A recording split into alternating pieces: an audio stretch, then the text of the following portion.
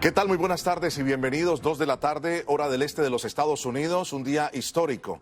En este día en el cual en los Estados Unidos, el expresidente de los Estados Unidos, Donald Trump, se enfrenta a la justicia. El expresidente Trump comparece a partir de este momento en el Tribunal del Bajo Manhattan por los cargos relacionados con la falsificación de expedientes comerciales en una investigación de dinero pagado a cambio de mantener un secreto. Vamos directamente a las imágenes del pasillo, el cual ha sido programado por el juez Merchan, que estará presidiendo este juicio y este proceso, y donde solamente 5 cámaras de los cientos y cientos de medios de televisión y de prensa de todo el mundo apostados allí en el Bajo Manhattan, en la Quinta Avenida y también en alrededores de la Fiscalía, solo 5 medios se les ha permitido estar allí para poder grabar. En estos momentos, ¿cuál es digamos, el estatus del expresidente de los Estados Unidos? Al entrar a ese edificio está legalmente bajo arresto, está bajo dirección del juez que está a cargo de este caso. ¿Por qué? Porque es una persona que será acusada y se le van a presentar los cargos. Al exmandatario se le van a tomar inmediatamente las huellas dactilares, se le va a informar de los cargos exactos en su contra y él se va a pronunciar al respecto. Se espera que, declarándose inocente, es lo que va a decir. El expresidente Donald Trump es el primero en la historia de todos los Estados Unidos en ser imputado de un delito. Previamente, antes del mediodía, el expresidente Donald Trump habría dicho a su equipo de trabajo y de abogados, que ha reforzado en las últimas horas, que desea hablar ante el juez. Para analizar los detalles de este proceso, vamos a darle la bienvenida a nuestro primer panel. Vamos a estar trabajando directamente con nuestra colega Karina Yapor, presentadora de Voz Media, y la abogada Isadora Velázquez, activista demócrata y analista. Karina, un placer saludarte. Isadora, bienvenidas a esta sesión especial, momento histórico, el presidente frente a la justicia. Karina, te doy la palabra y bienvenida. Gracias, Mario. Bueno, un placer estar aquí con todos ustedes.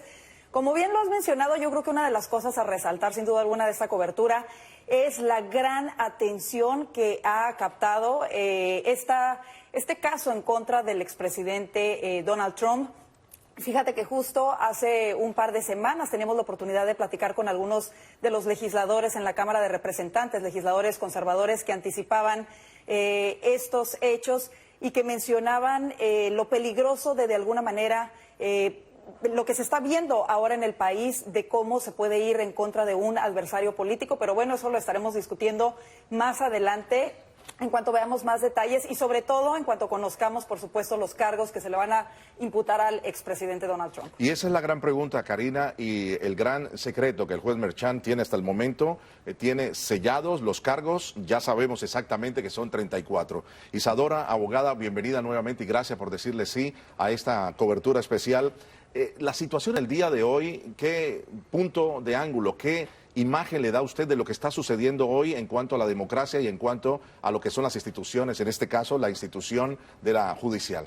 Karina lo explicó claramente que es algo definitivamente histórico, algo que no se esperaba y algo totalmente nuevo. Y no se esperaba en sí en que nunca antes había ocurrido, aunque el presidente Trump, que hay que recordar que esta investigación lleva 5 años. Ahora, Mario, diste la pregunta perfecta al distinguir el proceso judicial. Se ha atacado mucho esto como algo político y aquí va a ser muy importante para el Estado de Nueva York mostrar la neutralidad de su corte en un proceso que puede tomar meses y durante esos meses se puede distorsionar. Así que es importante también para el juez, que ya ha sido severamente atacado por el candidato Trump, en mantener esa neutralidad y el no dar ninguna impresión inapropiada, lo cual es lo que a todo el mundo le preocupa en este tono político innecesario. Claro, y Karina, sin lugar a dudas, a Isadora, es muy difícil mirar este proceso sin mirarlo desde el ángulo político.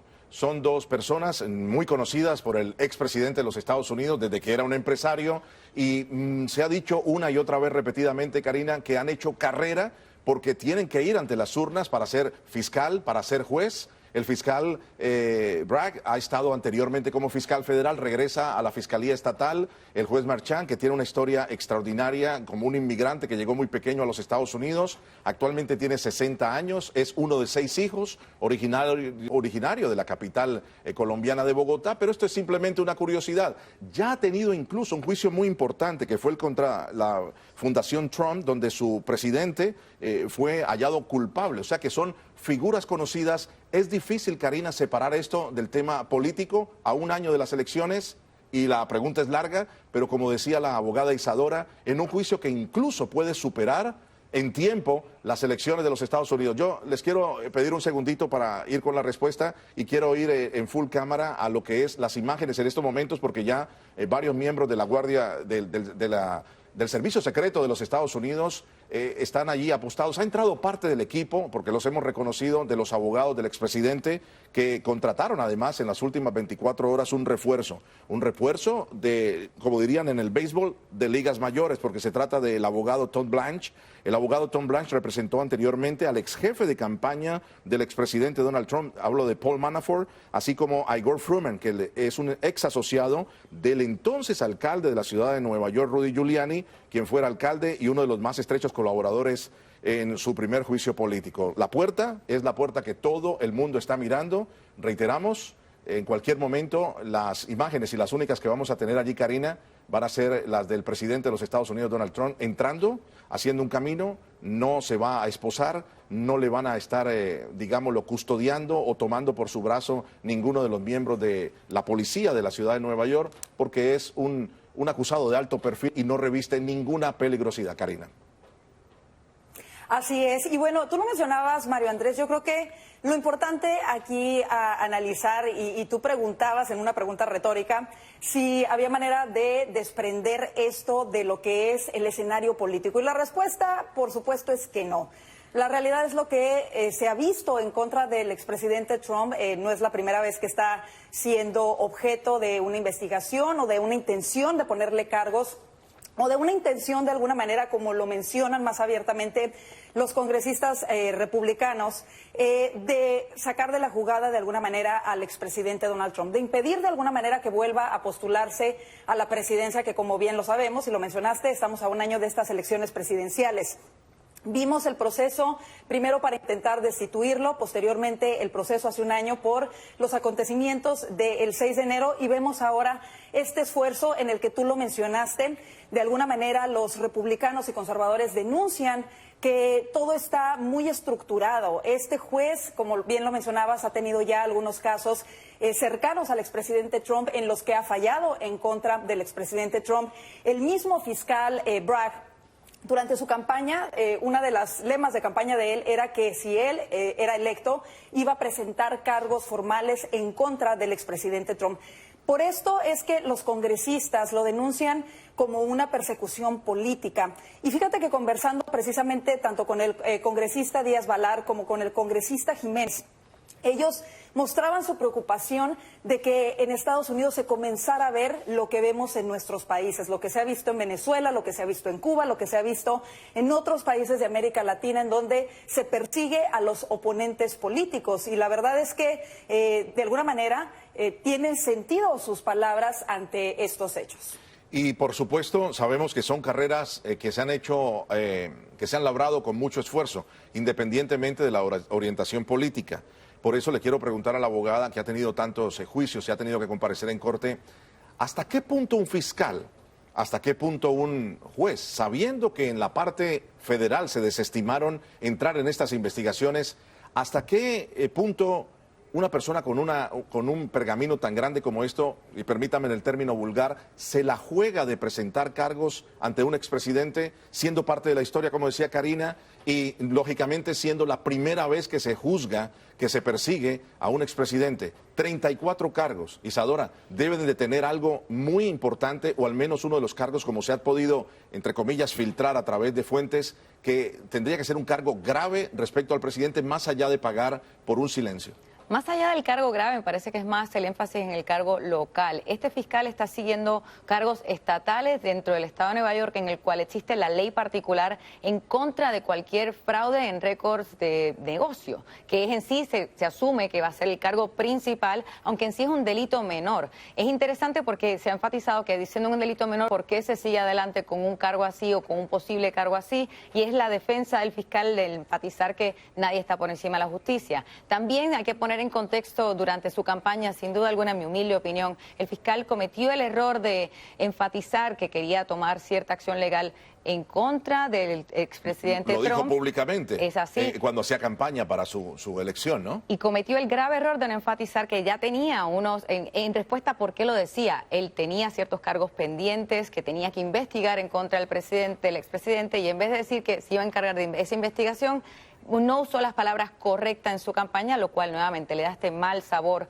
a este tipo de casos. Vamos a un escenario figurado, el peor de los escenarios, Karina e Isadora y amables televidentes.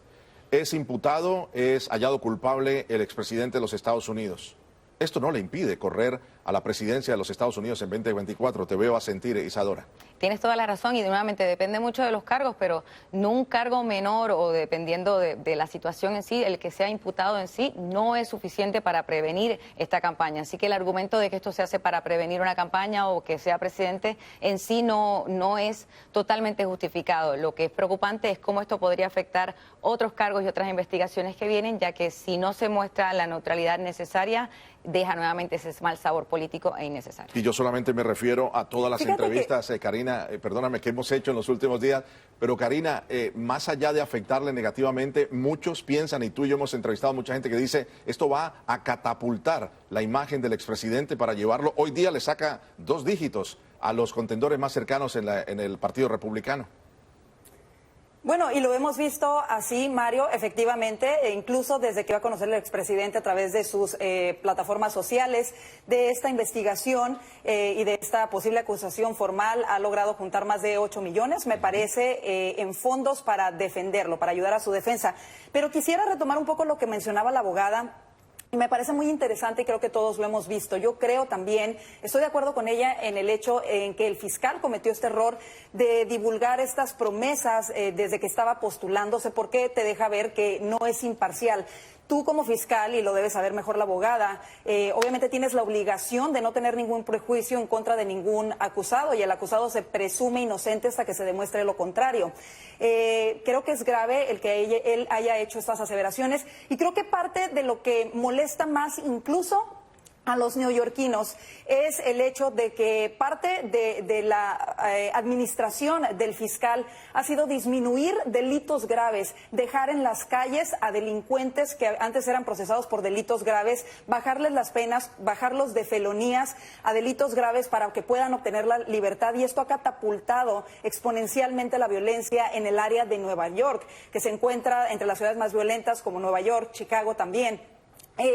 Entonces, por una parte, muchos se cuestionan el por qué con el resto o los delincuentes, de alguna manera, que ya han sido declarados culpables, toma esta acción, y por qué en caso de un político donde se suponía que era un delito menor, como lo menciona la abogada, se afana tanto en perseguirlo y en dar esta batalla mediática de alguna manera. Y creo que eso, por supuesto, ha puesto los reflectores encima de este proceso. Interesantísimo. Y con este pensamiento, Karina, les invito a ti, a Isadora y a nuestra audiencia que se queden con nosotros. Nos vamos a separar solo unos minutitos. Por esa puerta que ustedes ven ahora en su pantalla, acaba de entrar el fiscal Alvin Bragg. Lo perdimos esa toma, fue muy rápido porque lógicamente él dice, ya bastante protagonismo he tenido, no quiero tener más protagonismo, pero ahora lo que todos estamos esperando, ¿no? La entrada del presidente va a ser algo protocolar muy rápido, pero será la única imagen que veremos hasta que salga de la corte y entonces sepamos en detalle, al menos, cuáles son algunos de los cargos que le imputan. Quédese con nosotros en esta cobertura especial Juicio contra Donald Trump, especial de Mega TV.